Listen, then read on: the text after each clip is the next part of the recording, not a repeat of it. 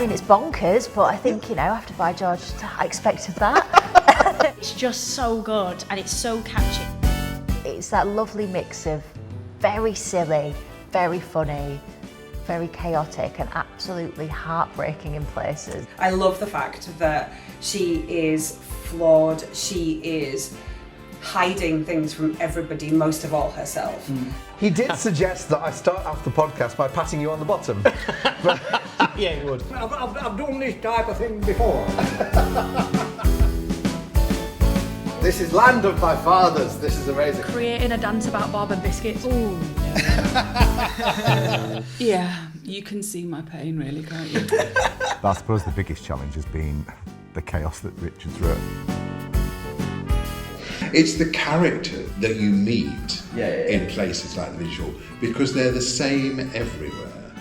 And you will meet them again in this village hall. You will recognise them. You might even recognise yourself. All three of them are brilliant, and suddenly the whole thing just Makes sense. explodes. 4 kids learn to sit back and watch it grow. This is a bit of me, this. What a ridiculous song that is. Indeed it is. And it just felt so natural. So Joan is here. This, wow, this was so much fun. It's there. It's there. I'm happy. And I love that. You've got 2 different things going on at any one time. It is very funny. And I think that's why I've laughed so much. Yeah. Get your tickets now because it's going to be great.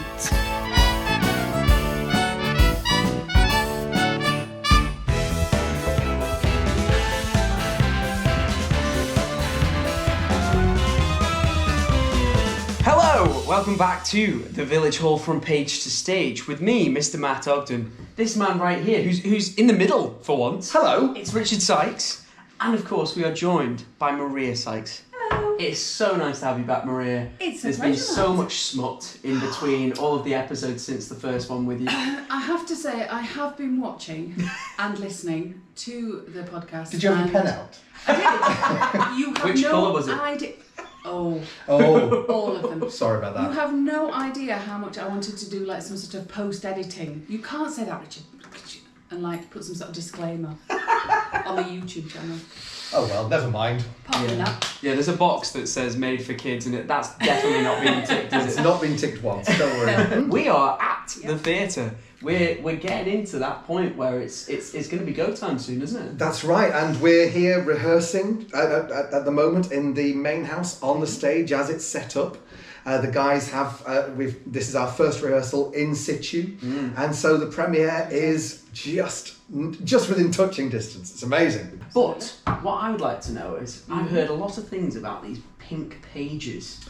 Tell me more about them, Maria. These pink pages that some people who might not do theatre might not have a clue what pink pages are. Well, what we've done is when we kind of got to the stage where the script was going into rehearsal, there was a couple of points that we talked about which we were like, we can't actually edit this anymore until we see it running, until we see it sort of in situ being delivered by the people who are going to deliver those lines, that have built their characters and the interaction with each other. There was 2 or 3 moments all the way through, and it's all to do with plot lines, it's all to do with the actual kind of underlying plot of what's going on and so on. And we kind of made a bit of a conscious decision, didn't we, kind of early on, to sort of leave a couple of points that we could have tried to edit beforehand. But we wanted to keep an eye on them. Yeah. Yeah. And we sort of wanted to monitor them, and so we've kind of, I've been going to a lot of the dialogue rehearsals purely for that reason. Yeah. Just to be monitoring the script, monitoring how it's going, with the things that were working, maybe not working, did we need to tweak things? And so we got to a stage where we kind of went, right, okay, now they're getting into running an act or running bits together. We can actually look at this now, and we did, and we got together last week? Yeah, we did it with 3 weeks to go before the premiere, which is just about right, where things were starting to run very well, and we could see people off book, so we got an idea of timing, and we also got the idea as to what was working and what wasn't. My main issue was that we're in the round. I've never written for anything in the round before, and you realise just how specific you have to be with plot points. Neil has been terrific with highlighting these things in the direction. We felt we could do more to help him get these points across. I'd say that's really fair, because I think, as Richard just said, Neil's been amazing in kind of making it all work and so on and so forth in what is a completely different sort of format to what most of the shows will have been done in. So we kind of went through it, and we sort of really looked at certain points. I mean, there were the whole sections which were absolutely fine, don't need touching, and then there were other bits where we felt, okay, we need a really good close look at this, so we did, and then we changed little bits, and it might literally have been one word in a line, or we might take a little bit out of line, or maybe change a statement to a question, or vice versa, and things like that. So how's that worked for the actors then? Because we'll get on to how it worked from Neil's side later when we go over to my chat with him. But with the actors' side, I know from personal experience that if I was getting to a point where I was off script and I was running the scenes, and then getting to a point where I was kind of running the first act, running the second act, and eventually getting ready to do a full run through, changing lines at that point would potentially throw me off if it wasn't something that I knew exactly what I needed to do to fix the problem. I get that, and I think it's a bit of a risk you take in a way, kind of throwing something at actors this sort of late in the stage. But as I say, it was not huge amounts. Yeah. And some people, we'd sort of given them a bit of a heads up in advance and said, right, okay, just a word of warning. When you do that little section, you might find you've got an extra line, or actually you've got a line less. And to be fair to them, they've been amazing. Everybody we've come to and said, you've got a slight change, has gone, oh, okay. And then we've given it, and then they go, yeah, that's fine. And literally come to the next rehearsal, and they're already doing it. Off book, they're doing it. Because the changes were small. Also, I was very careful, and you were as well, to explain it. Before we told it. This is why we're doing it. This is why we're doing it. This is going to clarify this. It's hopefully easier for you to say. And that's why you have to be really prescriptive with it and be like, yes, okay, normally with a show, I mean, I'm a devil for it. I'll just ad-lib if I'm not 100% sure. As long as it's roundabout where I need to be and the plot's developing. But with this... We'd be having a word. Yes.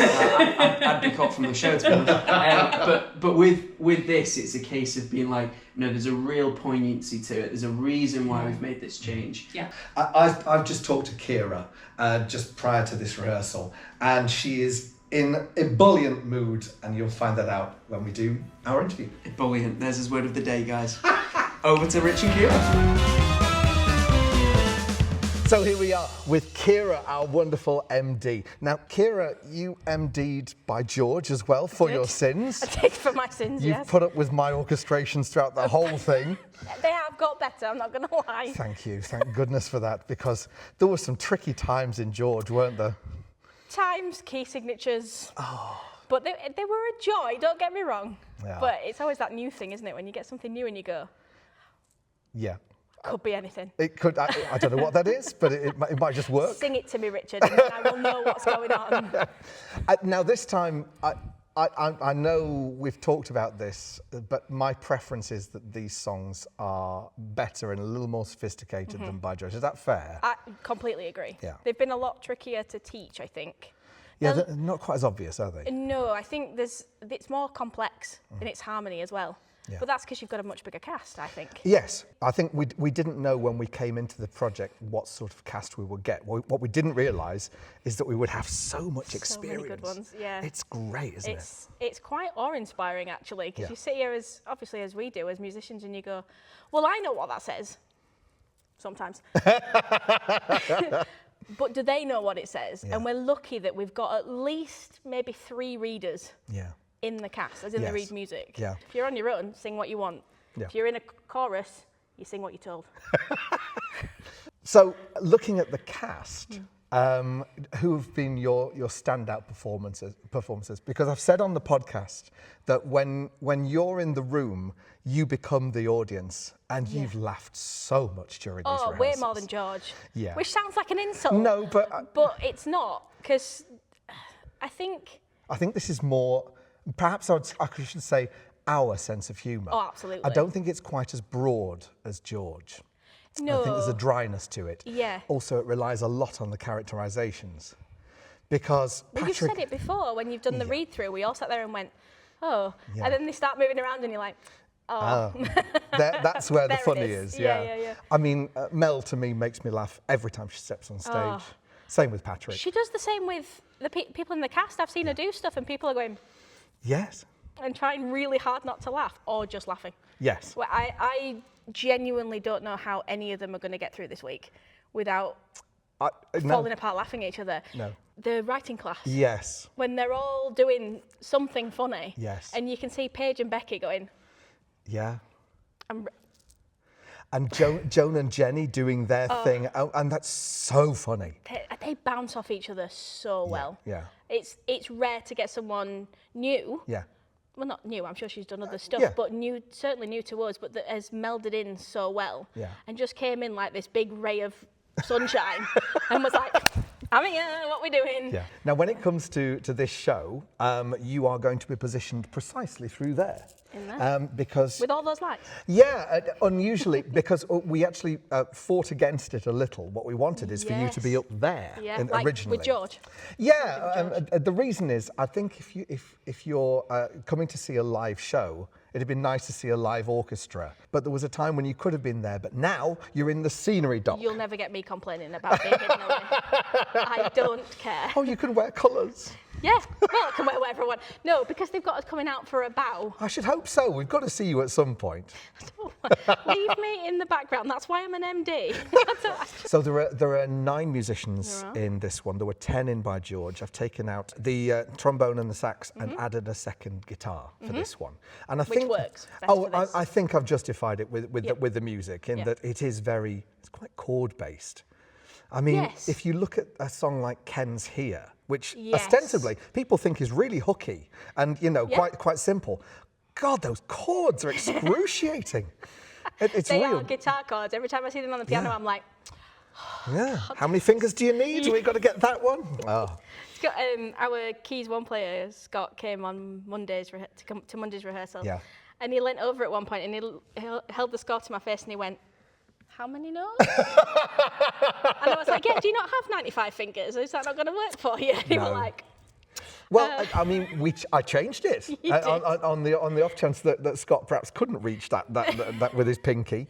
Even though he's a wonderful pianist, it was just a little bit like a lot to look at. I did look at it, and I know that how I play piano and how I play these parts in is because I play like a guitarist. I play using chords, so I try to get all the notes in. And is that not how you learnt? Yes, it is. Yeah. I thought so. If you put a piece of sheet music in front of me, the likelihood is a piece of piano music, I couldn't play it.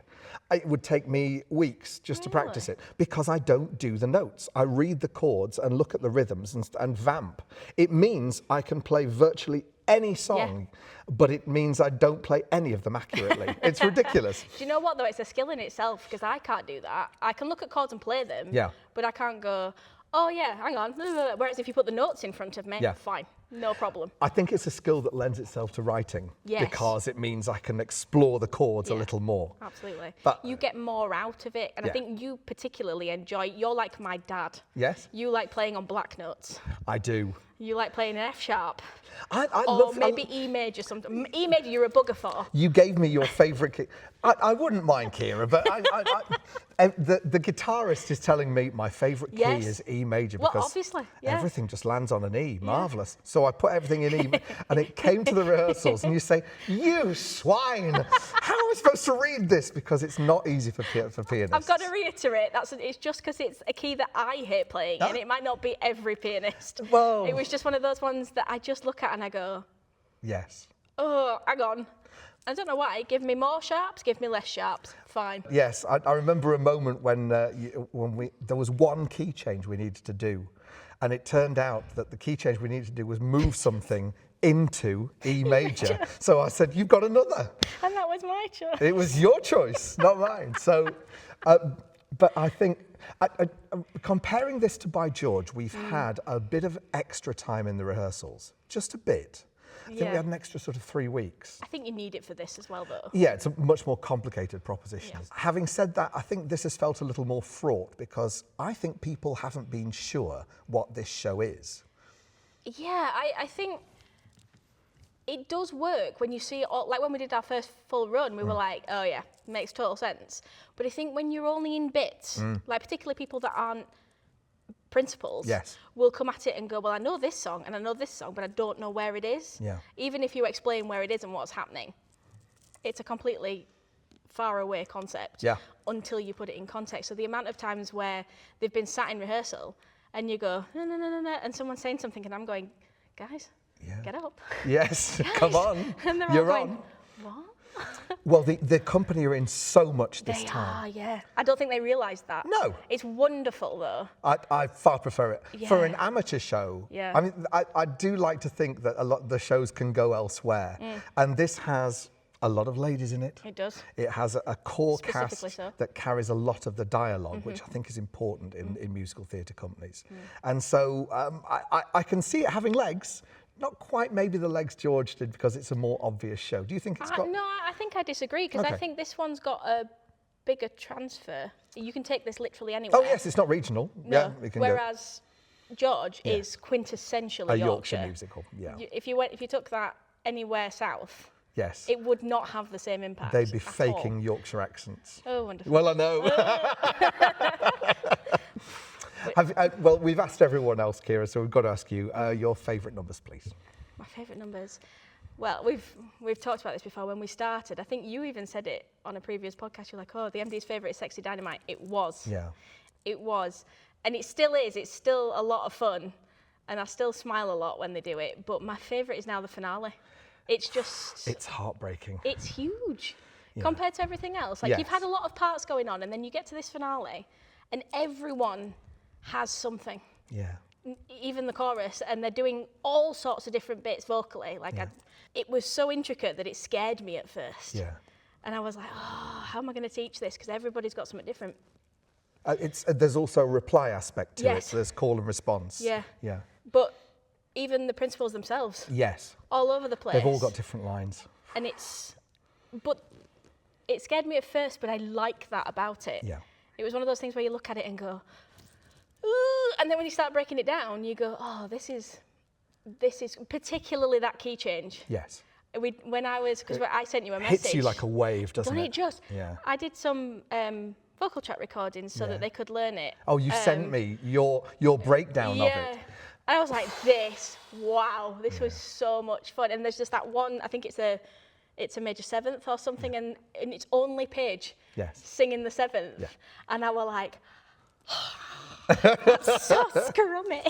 I just enjoyed it so much. I think that one sums up the feeling towards the whole show. Yes. In that it looks chaotic. Yes. But there's a point to every single piece of it, and so it's got to be orchestrated. Heart. Yeah, absolutely. All heart. Yeah. And I think that's why I've laughed so much. Yeah.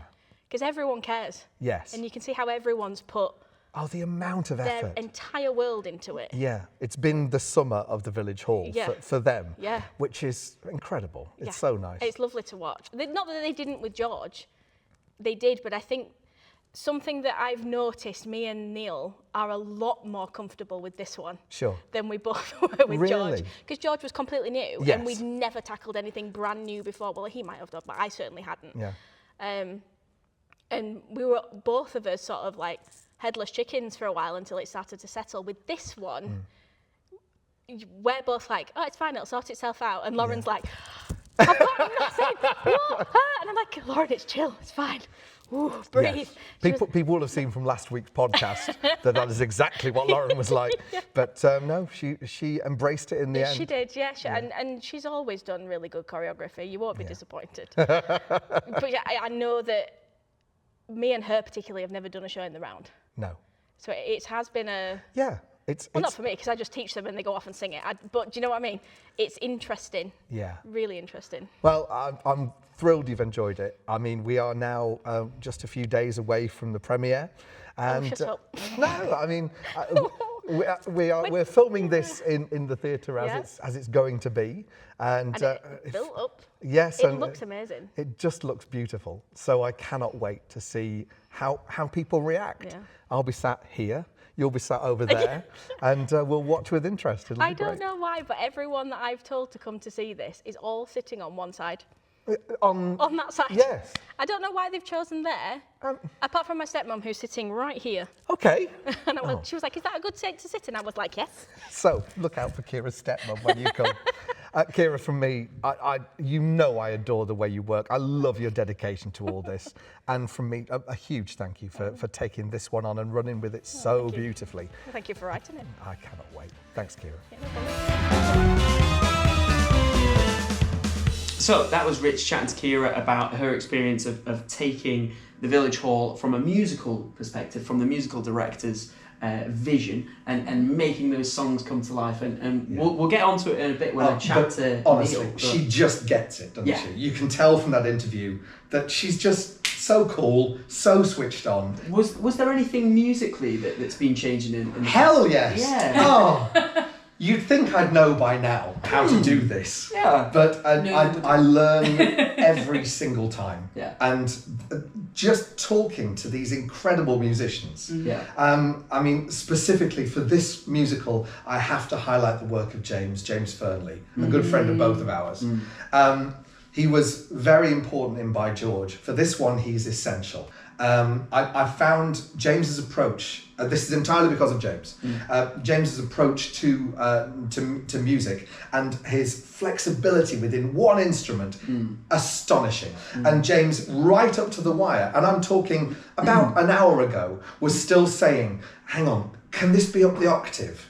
Can this work up here?" James is meticulous in this detail, and he seems to care more than me at this point as to how this is going to sound. There's one thing I cannot wait for, and you know what I'm going to say. It's my band call. Oh, God, yeah. Yeah. I cannot wait to hear. I mean, these guys have done a wonderful job with the rehearsal tracks, but I can't wait to just allow them to hear what I can hear in my head as to how it's going to sound with these incredible musicians. Keira's pulled together a band of utter stars. So I think as well this time, correct me if I'm wrong, I think this is slightly different than with George. You took advice from everyone, like James, early. Quite Yes, early exactly in the writing. Right. I did. I felt there was no reason not to, and I took everything I learned from By George as well. I never considered myself someone who was good at orchestration. I still don't. So I need this input from people, and I'm very happy to take it and say thank you, because I've been blessed by some incredible people. And on that note, I think we should go over to my chat with Neil, because he explained his vision and his understanding of how to take what you guys had written on the script and turn it into a performative experience for the audience in a way that in the round they might never have seen before. They get to see different angles, they get to see everything. So let's shoot over to me and Neil. So Neil, we're back at the LBT. And so my first question, I suppose, is have you ever had to direct a show in the round at all? No. No. I have been in a production in the round, but that was back in my theatre studies days, A-level theatre studies days, and it was a disconcerting experience, but a very interesting one. So when the opportunity came up, I was just like, I think I've got a few ideas on how we can do this. Yeah. The biggest thing for me is that it's the experience that not only the audience gets, it's what the cast get, and they won't really understand and feel it until they get the audience and they're in this space. Yeah. I think tonight, because tonight is the first time they will ever actually physically have done it in this environment, it will throw a few people. The hardest thing to get them to kind of get used to is that you and I are having a conversation side by side now. And traditionally on stage, when you're facing front, you do turn to each other, but you do tend to play this way. Yeah. And the biggest thing I've kept going on about at rehearsals is, look, no matter where you are in the staging, have a conversation face to face. Yeah, it's like exactly what like you were just saying. You're always taught when you performing out on, especially on a prosage, you're taught to essentially what we're doing now, which is kind of like almost turn your body at a 45-degree angle, and then that way people can, in the audience, they can see your face, they can see what you're saying to that person, but they get a feel for actually being involved in the conversation. And it's a natural instinct. Yeah. For, whatever experience you've got, whether you've got a lot of experience or just a little bit of experience of being on stage, it's a natural thing to do. So to get people out of that routine, you just have to keep going over it and talking about it. But I suppose the biggest challenge has been the chaos that Richard's wrote in terms of the numbers, because you've got two different things going on at any one time. And it's how you think about the sight lines in that. Sometimes there will be occasions where certain people in certain seats won't see what's potentially going on quite over there. But this is, I've been talking to a lot of my friends that are coming and people that are coming and said, look, if I was you, I'd book on 2 separate nights and book 2 different places in the auditorium. Because you're probably going to see the same show, but from 2 very different perspectives. And I think that's quite exciting. But also, you might see something from a totally different perspective, literally, and also get a deeper understanding of what actually is happening. That's really true. And I've said to everyone, it's like, you've just got to go on and do it. Don't worry about where you're facing, because what we're trying to do here is immerse people in the whole experience of being in a village hall. You are in the village hall, and essentially you need to try and forget that the audience are actually there, even though on opening night you're bound to feel it because they're going to feel so close. But it is interesting that. And also, like you said about the different seats that you may sit at, you will have 2 people that potentially having a conversation on stage. One night you will see the expressions of the person that you can see, but the other person might have the back of their head to you. So if you saw them from the other, you then see someone's different take on their reactions to the conversation that's going on. Really exciting. Have there been any moments where you've had, say, 3 or more characters where they're in a huddle, they're all facing one another, where you've had to think, okay, I need to worry to some degree about sightlines, but ultimately what matters the most is that the plot is coming through? Yeah, there's a particular moment right at the beginning, actually, where obviously they do get into the village hall, and they are all essentially set in the centre, in the round, discussing what they're going to do. And at first, we kind of set it that they were like that, and I thought, that's fine, because wherever you are in the theatre, you're going to see at least 3 or 4 faces, and the plot is there, and they're starting to talk about it. And then we talked about it a little bit more, and I says, no, the natural thing to do is, you wouldn't just all stand rigid in a circle. So if you want to wander off down that direction, facing the audience, but still talking, what I needed to say to the other actors was, don't all essentially then look at that person as they're going off in that direction. Carry on your conversation and just keep talking, because naturally in conversation you would do that. You'd do that at home. One of you's cooking, one of you's vacuuming or whatever. Not necessarily vacuuming because you wouldn't hear them, but you'd still talk to each other. You just don't always look at each other. You just look now and again. And that then emphasises the fact that you don't need to worry about the fact that the audience are there. It's a natural conversation. That's what I've said all along. All this, you're having a natural conversation all the way through it. I mean, I do say that anyway. You probably heard me say that, when I've directed you in the past. The thing for me on stage is sometimes when I've seen some people's work, they've been obviously told to go to that spot, stand in that spot, and deliver your lines. But the whole point is you're supposed to be having a natural conversation with somebody, and this really is going to emphasise that. That's a really good point. I think the important thing for the audience to experience is that they're essentially we've talked about this before on the podcast. They're essentially kind of the walls of the village hall. They are. And so if you think about it in the sense of when you watch, let's say you watch a TV drama, a soap or something like that, you'd have multi-angles of cameras, and effectively what the people in the audience are is those multiple angles, aren't they? They're seeing the same scene but from a different perspective. And if you had too rigid of a, almost not choreography, but too rigid of a movement for each actor to say, okay, you need to deliver this line here, and then you need to go over and do that, and then you need to do this, then you'd almost restrict what the audience are going to get out of it, as well as what the actors can be able to give. Yeah, absolutely. I've just recently, in terms of you talking TV there, what I've been really enjoying is there's been some new productions that are starting to go back to the whole one camera thing, and it's the camera that moves. And they've not got different, well, they have got the different angles, but it's all done in one fluid shot, and that's really exciting to watch, because you do then go behind the back of the head as the action's going on and that kind of thing. And you know, I've started to do it in the last couple of shows. Really, I've always said, it doesn't matter if you turn your back on the audience. If I've asked you to sing a certain line and it's to a cross, maybe on the back of the set, go and turn and sing to that cross, because that is a natural thing to do, and that's why this has been a challenge, but really enjoyed it. Yeah. What's been the most kind of fun aspect of directing the show and of bringing chaos to order, let's call it? Do you know what it has been? And it was the same with By George, is that I remember we had the script read through. Similar to By George, there was probably more titters in By George because there were some of the lines were very risque.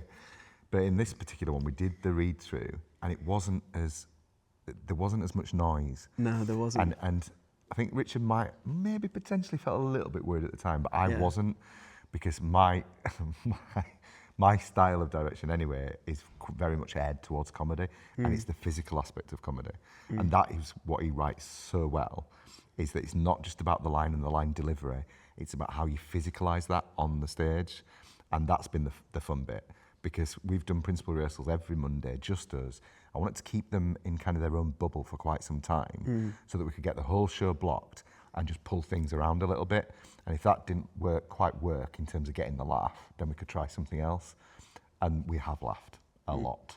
What was the biggest challenge that you had to think about in terms of taking what was written on the page, which was a lot more, I guess, a lot more prescriptive this time? Maria and Rich had been really clear with what they wanted. What was the biggest challenge bearing all of that in mind? I suppose it was, the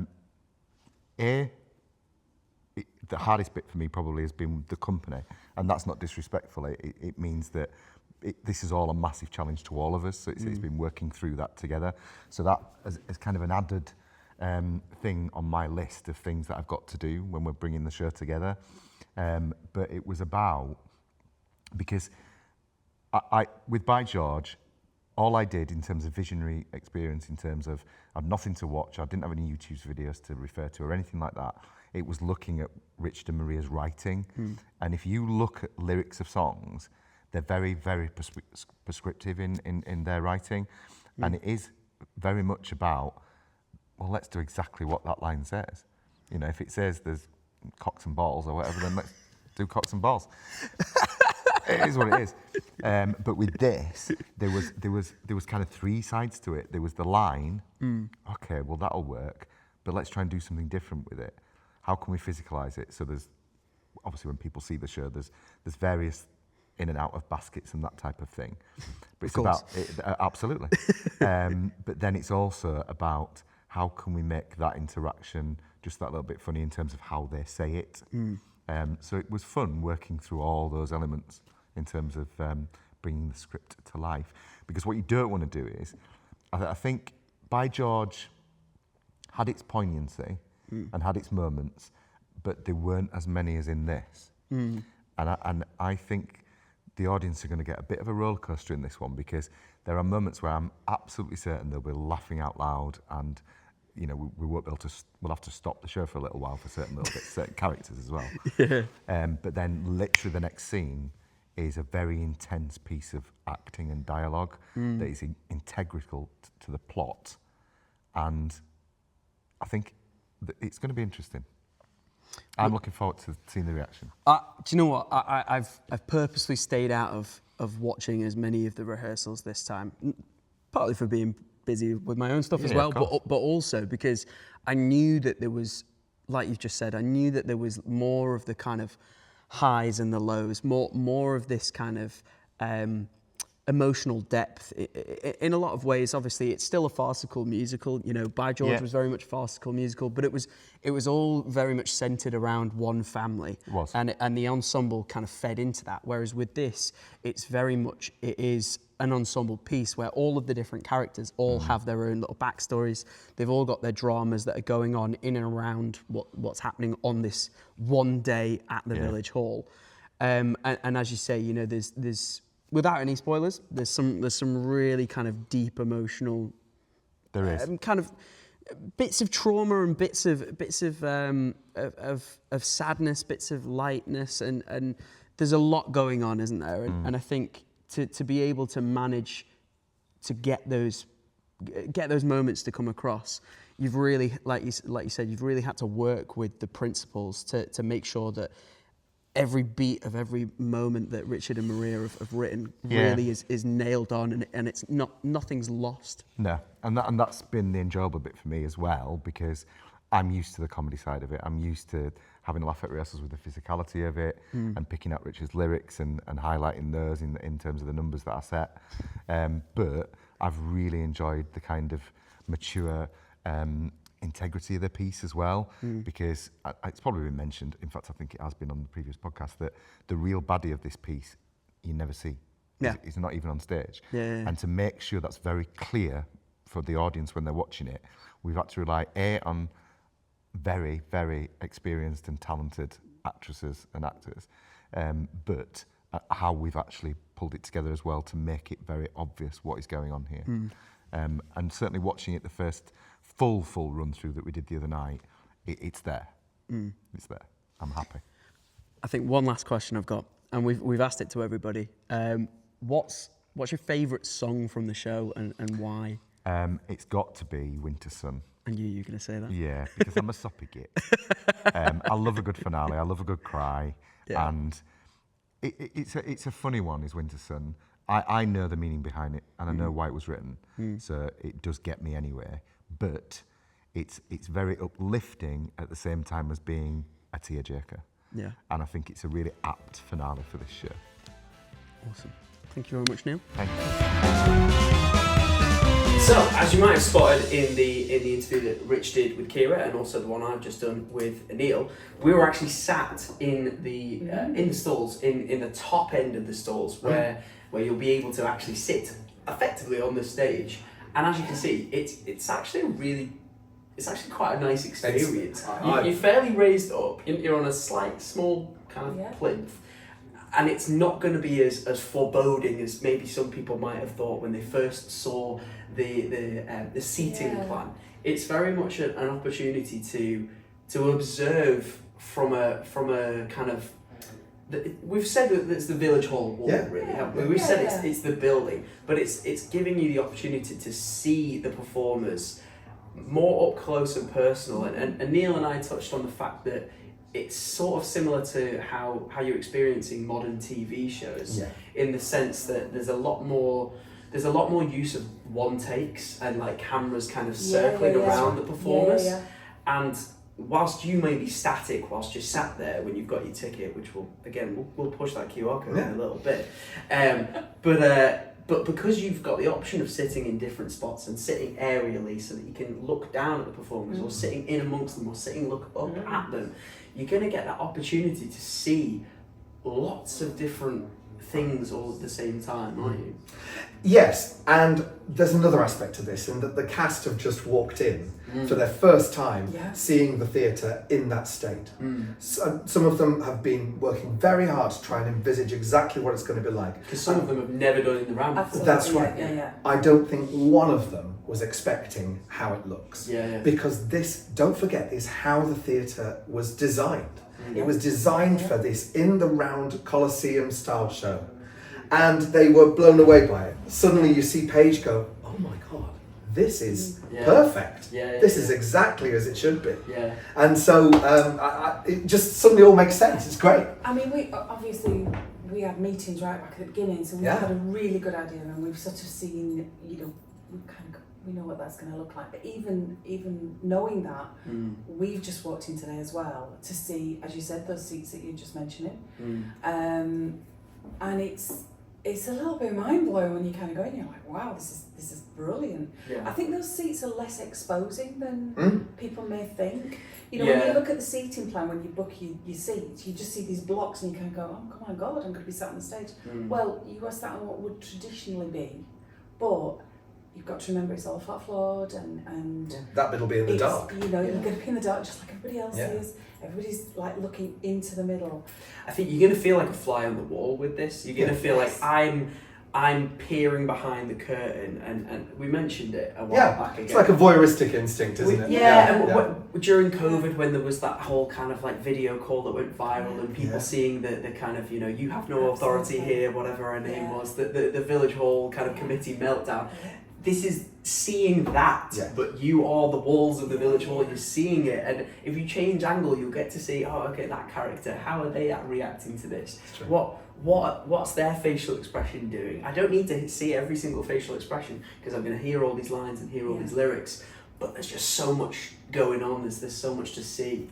It's going to be loved chaotic. watching I've absolutely loved watching all the podcast guys when you've been to all the different village halls. Yes, I mean, that's been my fantastic. God, I mean, what some wonderful places and some wonderful people that you've met, and it's been so interesting to hear the struggles that they've all had, especially financially, which is a real, sad thing to see how what a knife edge that some of these places are on. It's and we been had that brilliant. with the chip shops by George as well. Yeah, completely. So, God knows what we're going to do with the cruises when we do that. All those financial struggles. Which will probably completely ruin the cruise industry. But what I mean is, it's been lovely to see all these places and these passionate, wonderfully caring people.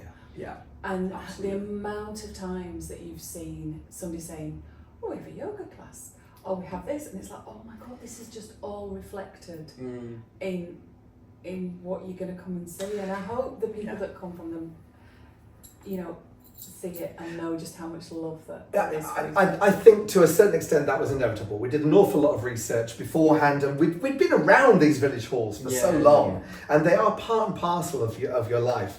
And I still say whenever we see a sign in passing through some rural country and it says the village hall, you get this sudden shiver as if you know exactly what they're going through and what's going on in that hall. I've just adored this entire process. It was a joy to write. I know it's been a swine to learn for a lot of the cast. It isn't an easy. So sorry. So sorry. But I'm not sorry, I didn't write it. But it's exceeded my expectations as a show. Certainly as a cast, it's exceeded my expectations. That was the linchpin, wasn't it, of getting the cast we got. Every single one of them so committed. Do you know what, we spoke about this as well, about when there's lots of different societies in a town or a city or a village, and they're all doing different shows, they've all got their own share of the calendar, you'll get some of the best people going to all of the different societies, and you'll get some of the people who are just starting out, and some of the kind of really experienced people. With this, it's been a really nice amalgamation of people who have come from different societies, or they've come from the non-musical theatre societies, they've come from the thespians, the players, and you're getting to see new faces, and you're getting to see people who, make up this village hall, who are genuinely like really fantastic characters in I themselves. think that's one of the things that's been really lovely, is to see that some people that have come to be part of this cast are not from a musical theatre background. They come from an acting background, and that's just glorious, because they bring a different layer to it, and a sort of a different energy to it and things, which has just been. But everybody's just accepted everybody, and they've created this wonderful, real family group again, which exactly what we had with George. And it happens in all shows and things, but just wonderful to see these people that didn't know each other coming together. Obviously a lot of people knew each other, but all the newcomers have been welcomed with open arms, and that's just felt wonderful. just like a village hall. It's felt like a community. And if you would like to feel that village hall community feel, then what you should do is you should scan this QR code that's on Richard this time. It's his turn. It's my turn. Richard's QR code. If you scan that will take you through to thelbt.org, where you can buy your tickets to see the world premiere, the first time this has ever been put on anywhere in the world, right here in Huddersfield at the Lawrence Batley Theatre. Before we go, we've asked everyone, so now I have to ask you guys, favourite song? But Unbreakable. Unbreakable is my absolute favourite. Unbreakable's currently up there for me. Is it in there? Yeah. I think people What's are... your favourite? Oh, the finale. Yeah. Oh, it's come on. beautiful. It's made me cry every time they've done it. It's just like Neil. Every time. Well, sorry. Like you wouldn't believe. He's not the only one. And the way they do it. Yeah. Just I mean, whatever you think of the rest of the show, you can hate it. I don't care. That finale, Please love it. that finale will get you every time. Promise. Have you got a favourite line? Yeah. No spoilers. Yeah. It's from. You mean a dialogue line or a lyric? Yeah. It's. You've been asking everybody else. Yes, I have. It's from Winter Sun, and it's A Day Goes By, You Rise. Okay. Yeah, that'll do. Mine's a dialogue line. Go on. I'm gonna say it.